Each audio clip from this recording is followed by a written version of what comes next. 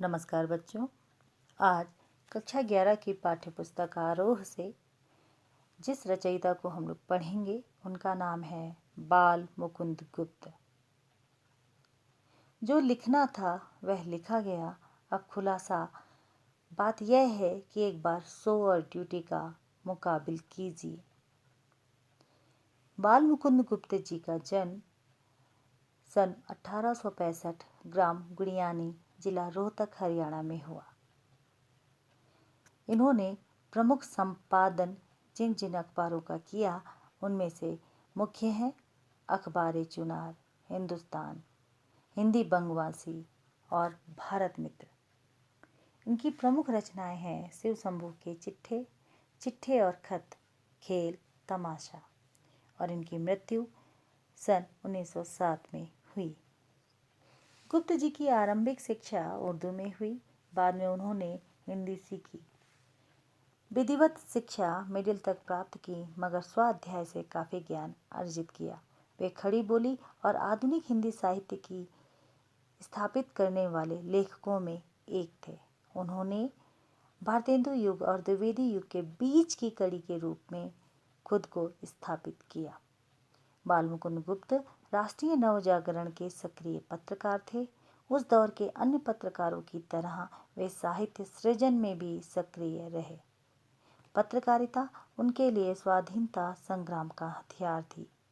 यही कारण है कि उनके लेखन में निर्भीकता पूरी तरह से मौजूद है। साथ ही उसमें व्यंग विनोद का भी पुट दिखाई पड़ता है। उन्होंने बांग्ला और संस्कृत की कुछ रचनाओं के अनुवाद भी किए। वे शब्दों के अद्भुत पारखी थे। अनिश्चितता शब्द की शुद्धता को लेकर उन्होंने महावीर प्रसाद द्विवेदी से लंबी बहस की। इस तरह के अन्य अनेक शब्दों पर उन्होंने बहस चलाई।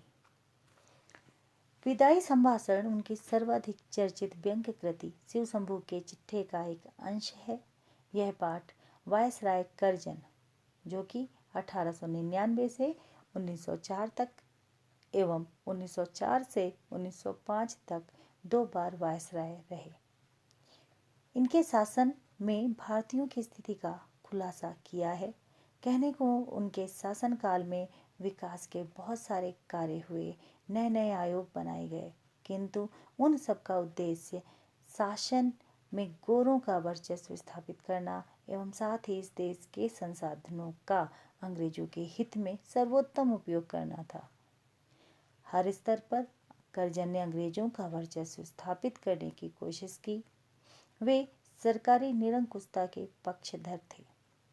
लिहाजा प्रेस की स्वतंत्रता पर उन्होंने प्रतिबंध लगा दिया और अंततः काउंसिल में मनपसंद अंग्रेजी सदस्य की नियुक्ति करवाने के मुद्दे पर उन्हें देश विदेश दोनों जगहों पर नीचा देखना पड़ा।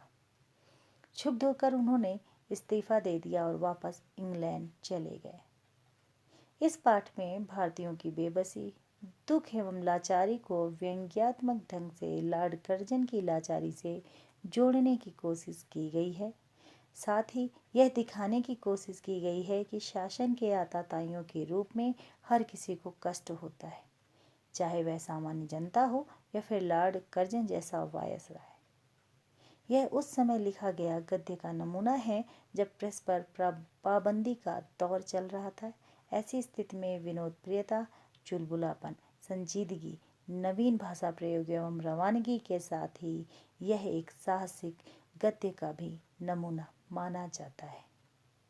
तो बच्चों, अपने अगले वीडियो में इस पाठ को विस्तार से पढ़ेंगे। तब तक के लिए धन्यवाद।